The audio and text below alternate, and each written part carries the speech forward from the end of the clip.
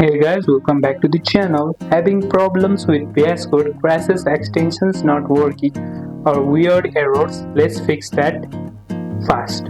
First of all, restart the VS Code. If you have opened the VS Code, make sure to restart it and open it again. And if this also not working, you can disable the extension.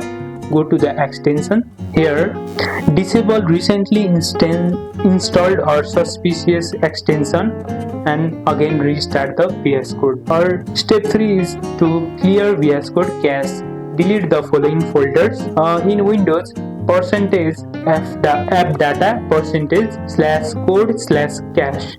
You can clear the VS Code cache in Windows, the following folder. Then update VS Code. Go to the help. At the menu bar you will see the help. Then check for updates and install the latest version. As you can see, here is the option called check for updates. You can install the newest version. And step 5 is go to the reset setting. Press Ctrl plus Shift plus P and type here preferences.